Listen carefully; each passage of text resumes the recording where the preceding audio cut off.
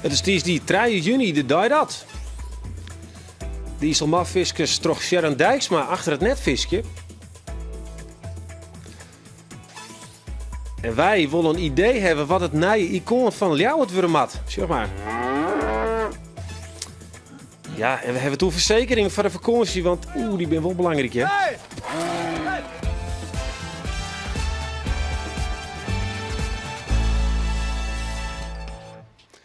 Goeien, moddetje zorgen naar Bient. Miljoen weer een reportage over de Special Olympics. De sporters die binnen volop in training. We zeggen juist de voetballers al even aan het werk. En Joet krijgt het Olympische gevoel op de Snitse Mar.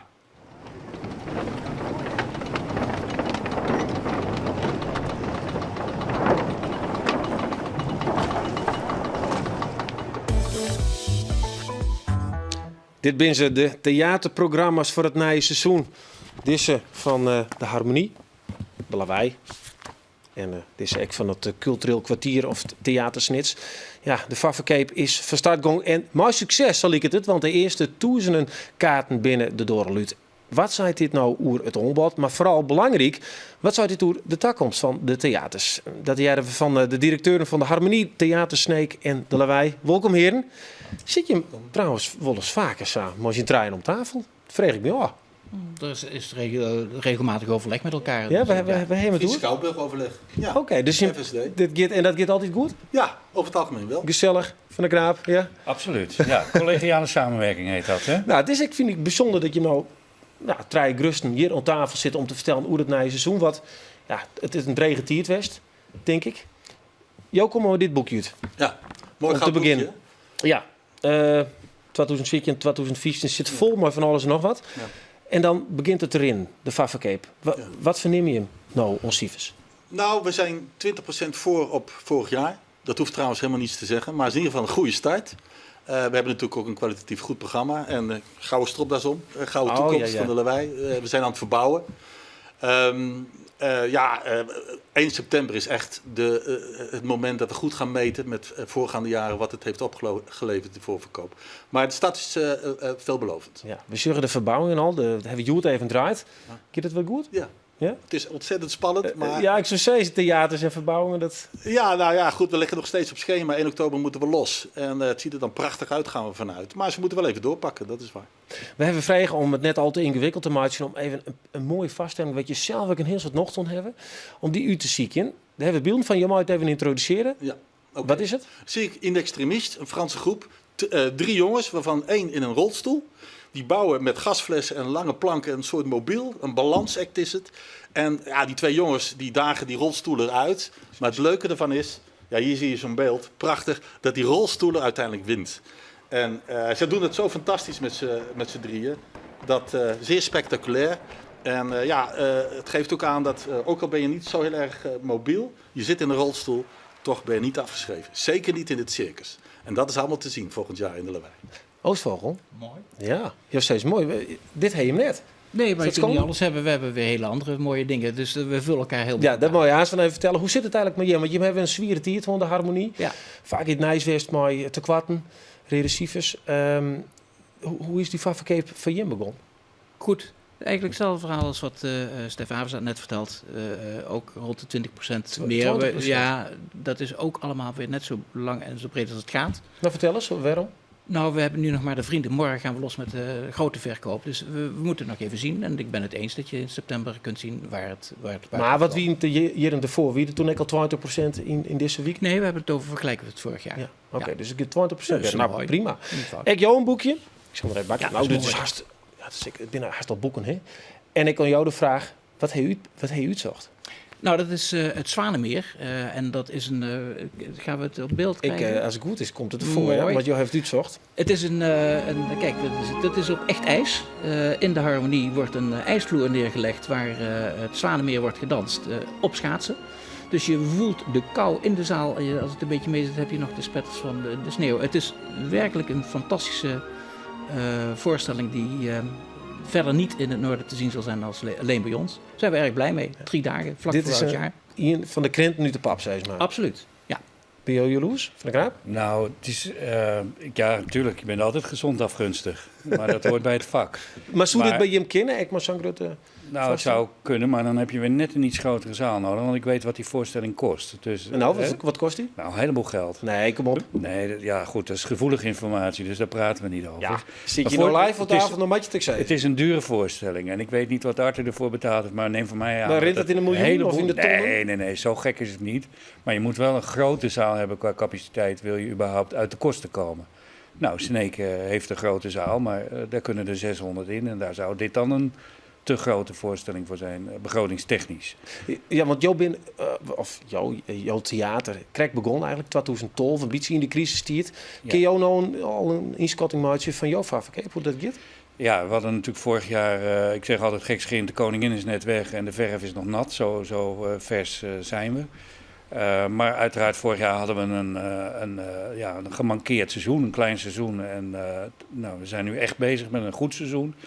En we kunnen ook stellen dat de voorverkoop ten opzichte van vorig seizoen flink beter is. Dus het trekt goed aan. Ja, als je eens even zien naar zo'n looker van Jim. Hè, Ja, de broertjes Jussen, maar dat is pianomuziek en dat past eigenlijk niet om daar overheen te praten. nou, zullen we dan gewoon even stilwezen? Oké.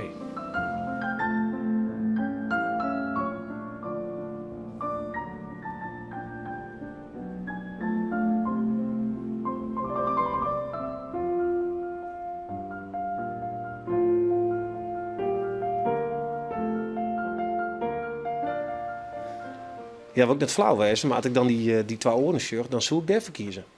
Oké, dat mag. Maar ik zou zeggen, neem de brochure eerst eens door. Want er staat Ik heb ze al hier trots zitten hier. heel veel spectaculaire dingen in.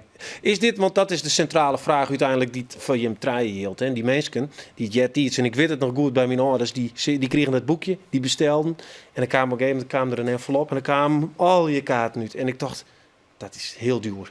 En dat kost echt flink wat geld. Die mensen doen dat net meer. Die keep je volle minder kaarten. Nou. Wat is dit nou? Wat is het geheim nou? Of het ingrediënt om ze weer naar je te loeken? Nou, ze zijn er nog steeds hè, die het zo doen.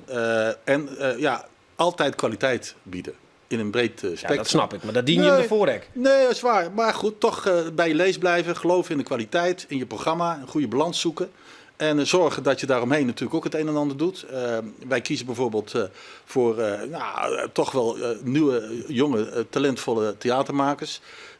Meer dan 40% van ons aanbod is gesubsidieerd, zijn er gezelschappen. Is risico, hè? Dat is risicovol. Voller dan wat het merendeel in Nederland doet. Dat is gemiddeld 13%. Hè. De rest is zeg maar commercieel, vanuit commerciële producenten aanbod wat daar op de markt gepresenteerd wordt. Nou, door dat vol te houden en te geloven in dat venster wat je laat bieden, wat je biedt op de wereld, blijven mensen echt komen. En dat zien wij ook. Ja, toch Vooral eerlijk, toch? voor dat aanbod. Toch Jim, toch gek? Nou, ik wil het wel onderschrijven, maar we doen inderdaad Maar hoe doe je hetzelfde. met oors? Nou, we hebben allemaal in ons eigen programma. We zitten wat meer nu in de klassieke muziek. Dat zien we nu ook bij de eerste verkopen, dat goed aanpakt. We hebben 3 opera's. We hebben een hele hoop. Iedereen heeft zijn eigen lijntjes wel. Ik weet dat de Lawaai heel veel aan dans doet. Wij doen daar wat minder in. En met name in klassiek doen we er weer wat meer. Zo kun je van ieder wel een soort handtekening zien. Maar zeg je nou dat het wat minder faceerd is? Dat je minder die echte kaskrakers hem had? Bijvoorbeeld bij Jim, dat je echt die grote Joep van het Hekken hem had om die zaal vol te krijgen? Nou, het helpt wel. Tegenwoordig helpt het althans als het ook televisie gerelateerd is. Dus dat iemand van een zekere mate van bekendheid heeft, ook vanuit de televisie. En dan kan je er niet vergif op innemen, maar aan een zekere mate van waarschijnlijkheid kan je dan zeggen dat je zaal wel vol zit. Dus dat is een element wat zeker helpt. En daar wordt natuurlijk ook driftig op geprogrammeerd. Ik bedoel, laten we daar ook geen... Maar joh, ben de enige nog om tafel zijn jou in het voorgesprek die het zelf nog programmeert. Klopt dat? Nee, ik programmeer ook. Niet alles, maar een deel. Maar jou toch alles, hè? Ja, dat doe ik. Ja, klopt. En dan wordt het je eigen signatuur uiteindelijk. Hoe weet je nou dat het goeie is? Nou, dat is de martelende onzekerheid die je hebt. Hè? Want ik word geacht voor minimaal 37.000 mensen. Althans, daar rekenen we dit jaar op. Iets te programmeren wat voor hun betekent grossieren in geluksmomenten, zoals ik dat maar noem. En dat is een eenzaam proces. En aan het eind van het seizoen weet je of dat gelukt is. Tot op heden lukt dat. Want men stelt het programma wat er is op hoge prijs. Ja, maar gaat het dan ook kosten Big Leagues van je? Snits? Zit net een heel soort tussenlayout te snits in. Nee, dat geloof ik echt niet. Hoe meer, ik ben heel blij dat daar een theater is. En die mensen die weten dan nu ook wat theater is en hoe mooi het is en hoe fijn het is. En die zullen zomaar eens een keer de grens Dat over wisten ze kunnen ervoor steken. net. Nou, er waren 4% vanuit die hele regio kwam maar naar Leeuwarden. En zo kan het waar zijn dat ze wel komen voor dingen die niet in Sneek zijn te zien. En omgekeerd, bij ons weer wel. Dus ik geloof er wel in dat meer het theater ook meer doet Dus smaken. uiteindelijk Ja, meer smaken. Ik voor meer mensen die het naar Jota komen. Ja, het belangrijke is ook, je zei net programmeren. Ja, Posthuistheater werken wij heel erg mee samen. Die programmeert ook bij ons. Hè. Dans, toneel en opera werken we samen, aanvullend aanbod. Wij doen samen 21 dansvoorstellingen. We verkopen die voorstellingen samen ook, in het boekje en op de website. En dat loopt als een trein. Het contingent voor Nationaal Ballet, de Junior Company, wij hadden 50 kaarten, die zijn al weg voor het Posthuis. Zij hebben er daardoor een grote zaal bij. Wij hebben er een kleine zaal bij in Heerenveen. En er zijn ook ideale mogelijkheden nu in deze tijd om samen te werken, om te zorgen dat je een breed en kwalitatief goed aanbod houdt voor Friesland. Want dat is echt een zorg. En is de crisis dan voorbij? Kun je daarmee afsluiten? Nou ja, wat is crisis voorbij? Ik bedoel, ook in crisis moet je je best doen. Altijd je best doen, kwaliteit leveren en zorgen dat je in Friesland een aanbod hebt. Ook in crisistijd, als men dat voelt, dat men toch om de hoek naar kwalitatief goed theater kan. En dat is, denk ik, daar moeten we samenwerken. En, dat gebeurt. ja, en dat heren, gebeurt. dit ziet er goed uit, hè? Absoluut. Dit ziet er prachtig uit, de- voor alle de- draaien. Met veel bezoekers. En soort wil het daar wensen van Jim. Komende seizoen.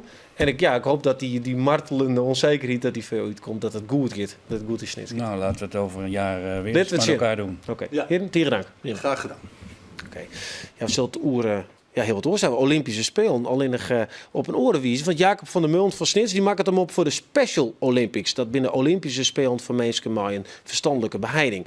Hij zil in de Valk, dat is een bootje, maar dan de zielwedstrijden.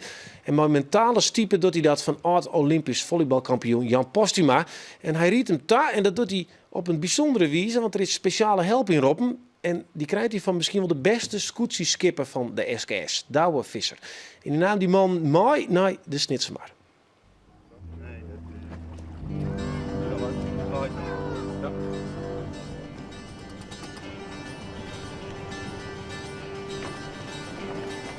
Sailor, get your feet on the ground. Get your leave, get your money, get yourself in the town. Lay down, need you now. Sailor, won't you stay for a while?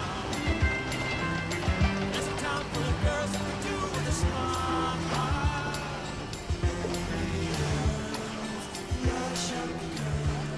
Ja, hartstikke mooi.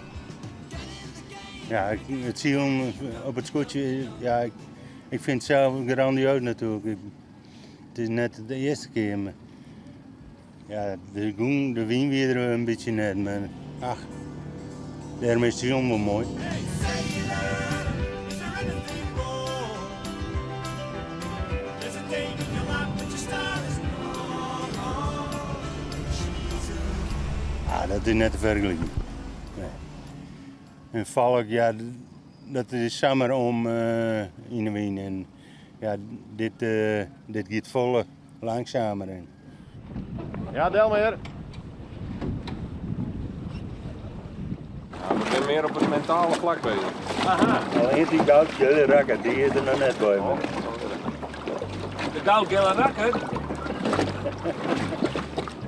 Sitting in the morning sun, I'll be sitting when the evening comes,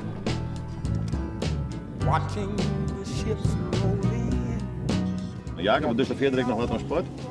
Alleen een ziel? Alleen een ziel? Ja, ik zie alleen. Oké. En ziel, herstel ik nog een zielskip?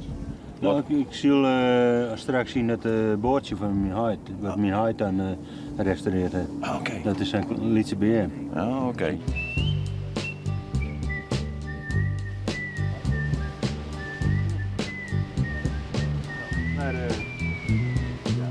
Zielig is voor Elsen hetzelfde. Altijd nog een lietsboordje en een grittenboord. Maar hij zegt ik rustig blijven. En ik denk dat Jacob dat wel is. En ja, je moet je aanpassen aan de omstandigheden. En nou, op het laatst hebben we nog helemaal aan het zielen geweest eigenlijk. En in het begin wie we wat hem net zo volle wien.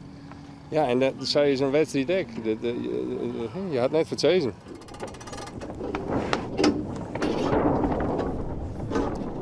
Jacob, dit vergoud. Hij probeert het. Ja, zeker. Ja, weer mooi. Nou, hartstikke mooi. Ja, fijn. En bedankt. En succes straks. Ja, ik hoop dat het al open is. Ja, dat is gewoon goed. Een beetje trainen nog en dan is je aan. Daarom. Ja, gewoon helemaal goed. Oké. Lekker genieten. Goeie simmer. Wij genieten sowieso.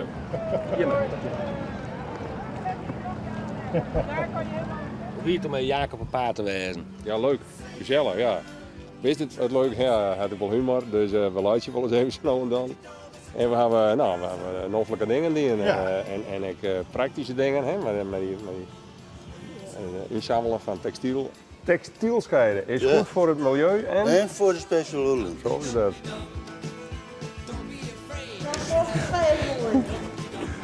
Ja, mooi toch?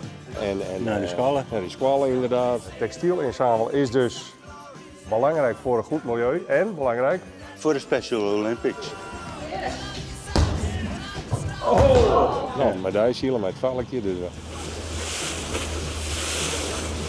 Doe je het best, Jacob? Ja, dit nee. we hebben een druk programma, maar het is zeker de moeite waard. Ja. Absoluut.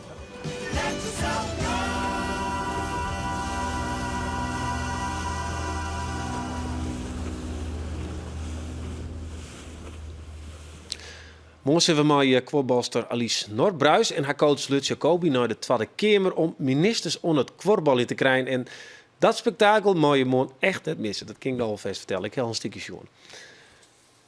All inclusive naar Turkije, een huisje op Mallorca of kamperen in Frankrijk. Weet je van het Simmerik Hinnegeen, je wil graag goed tarret op vakantie. Maar financieel specialist Erika Verdergaal zal ik daarom het hebben over de do's en don'ts van de reisverzekering. Waar moet je eigenlijk van verzekeren? Dat is de vraag. Dat is dadelijk, maar waar ga je zelf nou eigenlijk heen op vakantie? Montélimar in Frankrijk. Nog dan? Helemaal zin hoor. Ja, gewoon in tenten. Ja. We rieden er gewoon in met het stiet al wel kleer. Zie dat, dat is ideaal. Met groenwol. Dat is net zo vier. Wat doe je er aan? Wat ik dit doe, ik niet. Niks. Lekker, relaxen. Israël. Israël. En waarom ga je naar Israël? Omdat het het land van God is en onze passie daar is. Ja. Frankrijk. De Ardennen. Ardennen. Ja. Waarom? Waarom? Nou, het leek ons wel leuk. Er is wat te doen. Nederland is groot zat, ik bedoel. Waarvoor zou ik op vakantie moeten nou? Naar het buitenland. Heerlijk rennen langs de strand, lekker eruit. Gewoon lekker uitwaaien. Ik ga naar Amerika. Ik ga daar werken op een zomerkamp. Voor meisjes en dan geef ik daar dansles. Mooie vakantie, gaan we vaak naar Ameland. Daar. Ik vind het prachtig. Zon en wetter. Ideaal. Ja, je hoeft net 4 voor te gaan om een leuke vakantie te hebben. Waar zit je eigenlijk in, Erika? Frankrijk. En waar? In het zuiden van Frankrijk. Met de auto? Ja, zeker, zeker. Spannend. En dan vraag je zeker of ik een reisverzekering Ja, dat is, ja, want daarom zit je. Want Niels, mensen binnen nou toch wel een, onder het boek. En dan denk ik, maar een annuleringsverzekering, reisverzekering. Hoe zit het met mijn ANWB? Nou, daar zie je een beetje helderheid in te krijgen. Ja. Want we zijn vaak te volle verzekerd.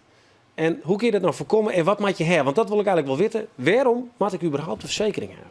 Ja, nou, voor sommige dingen is een reisverzekering echt verstandig. Bijvoorbeeld, als je op vakantie gaat naar Amerika, dan moet je eigenlijk een reisverzekering hebben en ook je medische kosten verzekeren. Want als je daar in een ziekenhuis terechtkomt en je hebt geen medische kosten verzekerd, dan word je maar vergoed tot wat je zorgverzekering in Nederland vergoedt. En dat is in sommige landen, in dure landen, een groot probleem. Zoals? Dus het is wat niet... voor land binnen het Nou, Amerika bijvoorbeeld, Zwitserland, die hebben hele dure ziekenhuizen. Maar bijvoorbeeld Frankrijk ligt het... Ja, dat zeggen de verzekeraars wel. Daar ligt het prijsniveau soms ook wat anders. Maar dus als ik een voetbrek in Zwitserland en ik liet dat maatje daar zeg maar repareren, dan kan ik dus nog een dikke rekening krijgen. Ja, en bovendien, als je een ongeluk krijgt en je moet terug naar Nederland, dat is vaak trouwens wel gedekt door de En waar reisverzekering. verzeker je dat? Waar je het moet verzekeren, dat moet je goed uitzoeken. Hè? Oké, nou daar is die Er zijn laptop namelijk voor het Grutterbakbeest. ja, en dat is ook heel echt de moeite waard. Heel veel mensen hebben een doorlopende polis lopen. Daar kijken ze helemaal nooit meer aan. Maar die prijzen verschillen heel erg. En wat je gedekt hebt, dat is eigenlijk ook wel erg de moeite waard om eens af en toe na te kijken. Want stel, je bent wereldwijd gedekt en je bedenkt ineens, hé, maar ik ga nooit meer buiten Europa. Dan is dat zonde van het geld. wat kost dat moet je aanpassen. Alle extra dekking kost extra geld. En het gaat vaak weer om bijvoorbeeld 6 of 10 euro per maand extra. Reken maar uit, dat is gauw 50 of 100 euro per jaar te veel. Dan kan je weer een paar keer van naar het theater. Maar ziek is toch dat alle je variabelen weet hoe vier je verzekerd worden moet? Het is heel makkelijk om uit te zoeken hoe je je verzekert. Want er zijn een aantal goede vergelijkingssites. Ja, pak deze laptop er even bij, want ik heb even wat zien. Van de Consumentenbond, die is goed. Die laat ze allemaal zien. Hè? Alle reisverzekeringen die je hebt, dat is belangrijk. En deze is ook goed. Verzeker u zelf. En wat doe je dan? Wat vul je in? Je krijgt dus allemaal van die vragen te zien. Hè? En dan kun je meteen zien, moet ik het nou wel of niet dekken? Medische kosten, ja, dat is vaak wel belangrijk. Maar annulering het hele jaar doorverzekeren. Ja, ik begrijp het wel. Heel veel mensen zweren erbij, maar het kost veel geld. Nou, ik doe alleen nog een annuleringsverzekering als bijvoorbeeld dat bij de boeking vregen wordt. Dat kan ook. Dus ik vermoed dat er zelfs een hoop mensen zijn die dubbel verzekerd zijn. En dat kost volledig. Dat kost toch zonde van het geld. Dus je moet echt even kijken bij annulering. Ik hou er niet zo van. Je hebt het geld om die reis te betalen. Die heb je al betaald, dus je gaat niet failliet als die niet doorgaat. Dus ik hou er niet zo van. Verder moet je ook nog kiezen van moet je gevaarlijke sporten verzekeren? Moet je Europa-dekking of moet je werelddekking? Nou, dat zijn allemaal dingen. Dat wil ik trouwens even maar die hebben, want inderdaad de kajakken, dat kan een risico wezen. Wij gaan nog, we winnen op straat om dat te vragen. Hoe zit dat met de mensen inderdaad met die verzekering? Hebben ze daar stress van, Biglies? Nou, zeg maar even. Stress van? Ik ging altijd met mijn ouders weg en daarvoor ook niet echt verder bestemmingen. Dus nee, nooit over nagedacht. Nee. Dus dan neemt Snow net een reisverzekering? Ik denk het niet. De auto kan steken in, daar heb je de ANWB voor. Zo hebben we het maar wat indekt. En je kan ik ziek worden. Nou ja, dan gaat het ik net terug. Ik vind, daar moet je niet van uitgaan. Als je zo op vakantie gaat, dan krijg je stress. Terwijl we de tickets in huis hadden, kregen we een telefoontje dat het bungalowcomplex waar we bungalows gehuurd waren pas 3 maanden later opgeleverd werd. Ja, ik heb dan een annuleringsverzekering. Van, ja, mocht er bijvoorbeeld iets gebeuren dat ik dan toch kan annuleren. Wat zit er in iets letterlijks? Weet je dat al? Nee, dat weet ik niet. Dat lees ik niet. Maar je denkt wel dat het daar goed is? Ja, dat ging vanuit. Dat lees niet in, denk ik. Nee. Ja, wat vind je ervan? Nou, mensen willen natuurlijk juist op vakantie heel zorgeloos. En daarom zijn ze zo dol op die reisverzekering.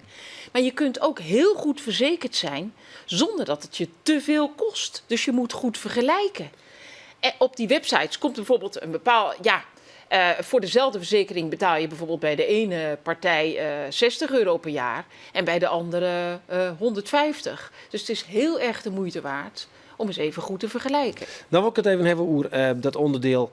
Als je bijvoorbeeld een mountainbike hier in Frankrijk en je breekt een pols of wat dan ook. Ben ik dan had ik neer als verzekering als alleen nog mijn WA-verzekering? Wat voor risico ren ik dan? Ja, het kan zijn dat je daar naar een ziekenhuis moet. Dat valt bijvoorbeeld, zo'n mountainbike valt onder medische kosten. Dat is normaal. Maar bijvoorbeeld als je gaat, met zo'n vliegen van een berg afspringen, dan moet je je misschien speciaal verzekeren. Omdat het een gevaarlijke sport is. Ja, dat moet je. Wat ik altijd zou doen, je kiest via een vergelijkingssite een goede verzekeraar. Want er staan ook beoordelingen bij. Die weinig kost en die passend is.